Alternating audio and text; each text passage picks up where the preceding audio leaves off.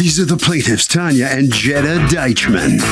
They say they paid the defendant to watch their two dogs while they went on vacation. And when they came home and went to his house to pick them up, he told them one of the dogs was dead. They were stunned, shocked, saddened, crushed, devastated, you name it. The defendant says the dog got out and was hit by a car. He won't provide them with any more details than that. Not the vet's name, nothing.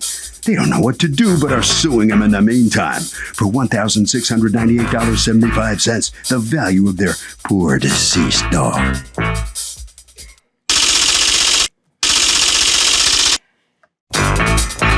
This is the defendant, James Albert Wallace. He says he feels absolutely terrible about what happened, but it was an accident. He offered to refund the dog sitting money and get them a new dog, but they won't hear any of it. The plaintiff's fiancé, however, told him this could have been a blessing in disguise because the daughter had abandoned the dog. He then shook his hand and told him not to feel bad about it. Doggone it, he doesn't know what to think. He's accused of causing a doggy dilemma.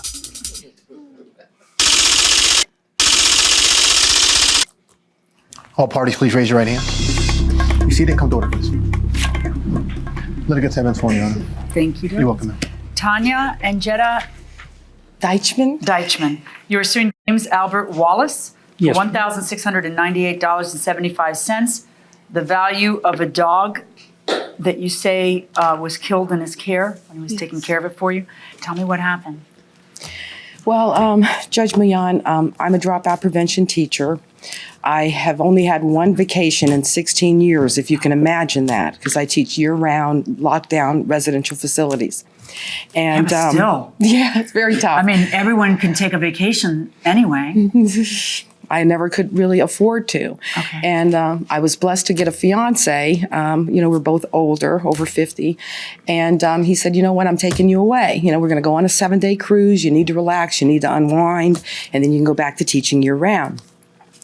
And my dogs have never been away from me. Now, I need to clarify that I have a Shih Tzu named Mimar, and Mimar is around 10 years old, and he's lost one eye.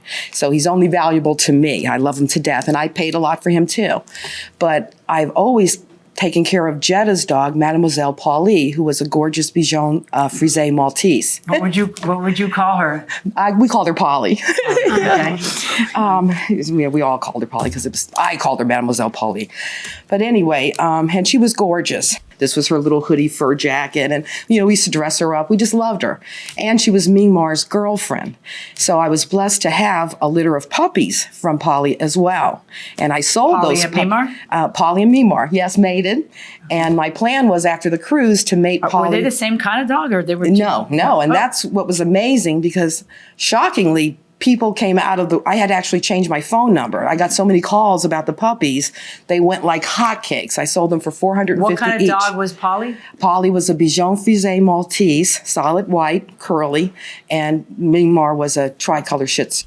So anyway, I was afraid to put them in a kennel because they've never been away from me, and I wasn't really sure about kennel care. So I called around and I asked a bunch of teachers that I work with, and they said, well, you can get a pet sitter. And I said, oh, I didn't even think about that. And my cousin said, call the pet stores and find out. So I started calling a lot of stores, and this business in Largo was a pet store, and they says, oh, we have the perfect guy for you. He does it at his home. He works for us.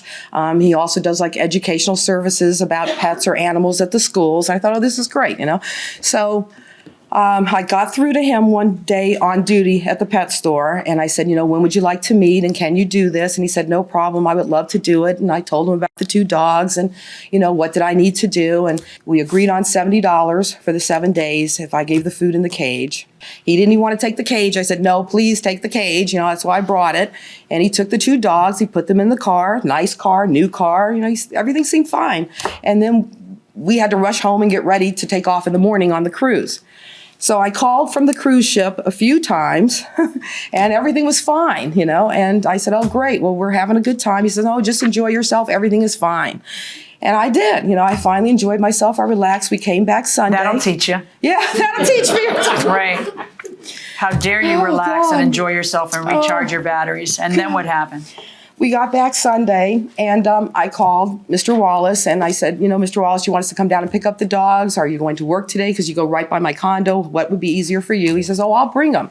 I said, oh, okay, great. So we're waiting, and I'm all excited. And I hear the doorbell, and Chuck and I go running downstairs, and I open the door, and Mr. Wallace is there with Mingmar in his arms. And I go, oh, where's Polly? Where's Polly? And I was going to run out to my driveway because I thought he couldn't bring them both. And that's when he looked at us, and he goes, Polly's dead. And Chuck and I kind of looked at each other. We thought he was joking because, you know, we didn't really know him that well. And I thought, wow, what a sick joke. And I'm still looking for my dog. And he goes, no, she's dead. And it was so surreal. I said, well, what happened? I called you from the ship. Everything was fine. I'm trying to rationalize everything. The only thing I can think is he told me everything was fine because he knew he'd ruined my trip. I mean, all this is going through my head. I'm taking Mingmar out of his arms. What did he say happened? The plaintiff says she hasn't had a vacation in 16 years, and when she finally took one and left her 2 dogs behind, one of them died, and she blames the defendant. Let's listen. This is where I get really upset. Mr. Wallace told me that, I think it was the first night they were at his home, he was invited to a housewarming party that his boss was having, and I didn't drink. And when he said that, the red flag went up. I was like, why would he even tell me he wasn't drinking? I said, well, what happened? He says, well, I got home around 11:30 or 12. This is what I recollect. And I opened the door, and the dogs bolted. The door to his house? Yes. And I was like, why would you let dogs who aren't familiar with your home or the neighborhood run loose in your house? Plus, I didn't want them peeing or messing up his house either, you know. And he said, I opened the door and they bolted. And so then I said, well, what happened? He said, well, she got hit by a truck. And all I could see was my poor little white dog hit by a truck. I'm so sorry. And then I said, well, what happened? Was she in pain? Were What you able to happened? say? What happened, sir? What happened? Well, first of all, I never said he was hit by a truck. I don't know what car hit the dog. I had chased it. In fact, when I give What you happened, though? What happened? I had taken the one dog out. Mimar, I guess, is the one to walk on leash. I walked them one at a time. As I went back in, it gave me a little bit of trouble. And as I was trying to get that dog in, the Bichon Maltese slipped out. But I don't understand. It slipped out because you opened the door and the dog got out. The dog doesn't go through solid doors. You let the dog out. I opened the door to bring the one Right. dog back in. Right. So I could leash the other dog and take it out. That didn't work out so well, did it? Because No, when you ma'am. opened the door, you were careless and the dog got out. No, ma'am, I was not careless, but How were you yes, not the dog careless? did. You knew the dog was loose inside your house. Yes, ma'am. So when you open the door, why aren't you careful that the dog doesn't come out? Why don't you open the door carefully with your body blocking it? I Because- tried to. Well, no, obviously not, because the dog got out. I mean, No, ma'am, you know, I the tried. proof is in what ended up happening. I was just walking them out to the front to allow them to relieve themselves and go back in so they could go down, sleep for the night. So what happened? The dog got loose. I chased them. In fact, here is a map in excess of a mile. Just tell me. Okay. Eventually the dog lost me. I mean, I'm not young. It lost me. It was between 12 and 1 a.m. I then went back to my house and I put the other dog away, secured it. I got in my car and started looking for the dog that had bolted. I found it on 54th Avenue laying up against the curb, already hit and dead. I have no idea. I don't know who hit it, what hit it, how hit it. I did everything I could to try and catch the dog. Well, you may have done everything you could to try and catch a dog. I don't believe you did everything you could have to make sure that the dog didn't escape. I mean, obviously, it's your fault. The dog is dead. There's no question about You do that. understand that, right? We're not going to quibble about that. No so question. So when you're telling her everything's fine, it's because you don't want to ruin her vacation. No, ma'am, she called me the first night was the only night she so everything called was me. fine then. And everything so was fine. when she says, are you going to bring by the dogs? And you say, yeah, I'll bring them by. There was only one dog to bring by. Yes, ma'am. All right. What did you do with the body of the dog? I disposed of it by double bagging it and putting it in the garbage, which that Your Honor, can I say something? This is what's so I- upsetting. Is that he lied to me, told me he had my dog cremated. He told me he brought her to a vet and tried to save her. Why would you lie and make... I mean, it's just such a horrific story. And the fact that he told me he had her cremated and I would be able to pick up her ashes. And then to hear an officer, because I'd been called a detective to go over there, and the officer tells me that he just felt horrible telling me that he put my dog in a trash. I mean, I would have at least liked to have buried my dog. And welcome back to the People's Court. Harvey Levin here. So how awful is this man? How awful, awful, horrible is this man? He's terrible. I can't believe he'd do that to someone's dog. Threw the dog in the garbage. Inhumane. Just And cruel to this poor woman. No, it's terrible. Terrible what happened, yeah. So you guys are not using the words I would use, but I guess I'm not allowed to use those words either on camera, am I? Going inside the courtroom. Why did you put the dog in garbage, which is probably not even legal? I'm sure that it's a health hazard. And why would you do that instead of saving the body of the dog, taking it to a vet or whatever, so that they could at least bury the dog? Why would you do that? It was a poor decision. I didn't know what to do. It was going to be 4 or 5 days. I thought you were some like fancy pants, educated, I teach classes on animal care. You work at the pet store. What kind of therapist are you? I just do a little bit of family counseling. I no longer do that. I'm on disability now. I'm just, it's bad enough that this happened, but then the cover up and the attempt to, and then they find out that what you did through the police officer after push comes to shove, and you decide not to lie anymore about it. And then what efforts did you make to make this right? I mean, well, when I returned the dog, I offered to refund their money. Are you talking about the $70? Yeah, bear with me for 1 second, Okay. please, ma'am. I offered to replace the dog. I had already talked to my boss. I'm a poor man. What? I am a poor man. I don't have much money. At the pet store, I had talked to my boss. They had agreed they would take it out of my pay out of over 3 or 4 checks so that I could afford to replace the dog. Did you ever offer that to them? I mean, not that it replaces Polly. I'm not suggesting that, but did you ever say to them, I feel so awful. I'd like to make this right. I'd like to give you another Bichon? Bichon Maltese. Right. Yes. You did. Who did you did. say that to? Because they both deny you ever said that to them. Okay. First, I will say Jetta was not present. She was not there when I returned the dog. That's not my question. When did I know. Oh, is that when you said it? When you returned the When dog? I returned the dog, I said it. And I said it when Tanya took the dog. It was in her entranceway, which is a narrow hallway, and she turned her back to me. I looked straight at her and her fiance, and I made the offer of both. Also, well, there's more. Do you want me to continue with what happened after that? Yeah. Okay. Jetta started calling me, cussing me out. She threatened me bodily harm.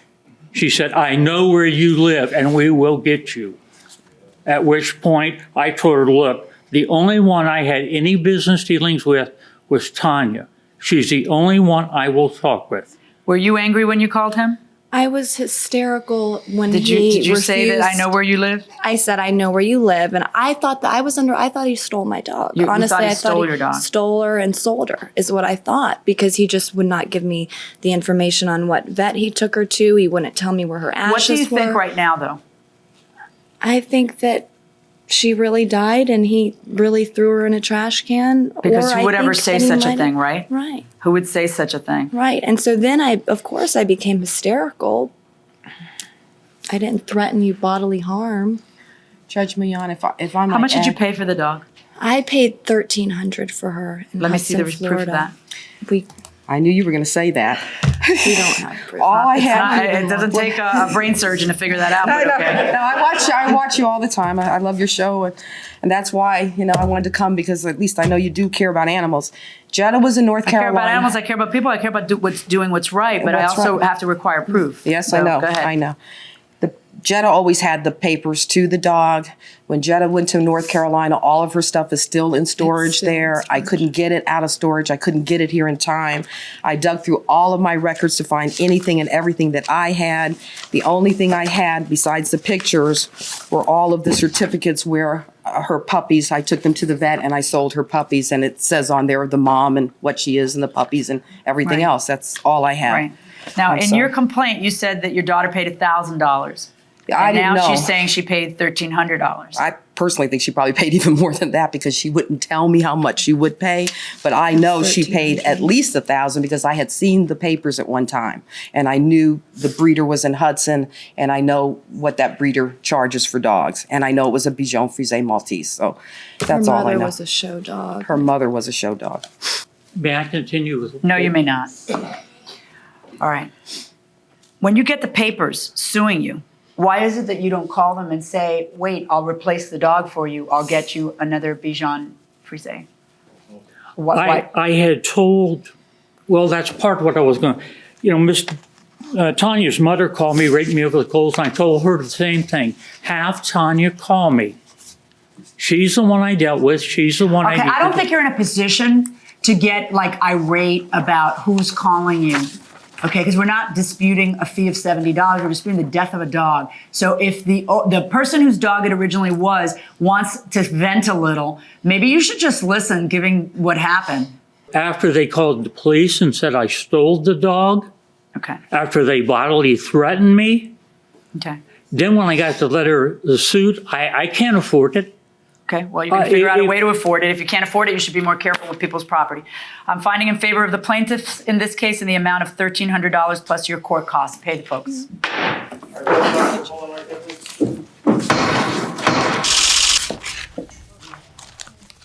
So Judge Millian puts a price of $1,300 on the dead dog, and how do you feel coming out of this courtroom? I feel horrible that the dog had happened. And I'm just relieved, and I hope this brings it to a conclusion so I can try to move on. Did you see their face when you told your story about putting the dog in a plastic bag, double? Did you see their faces? I did. It hurt me too. You regret that? Yes, I do.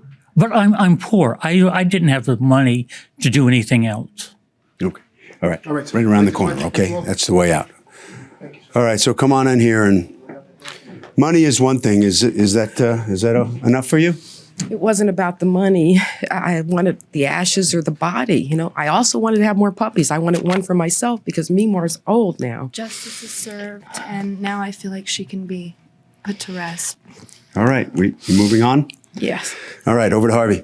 Okay, I mean, I just hate to vent here, but this guy is a piece of garbage. The fact that he would do what he did, throw this dog in the garbage can, cover it up, even though he sounds sorry, I don't care. He is awful. That will do it for this case. Litigants for the next case on the way into the courtroom right now.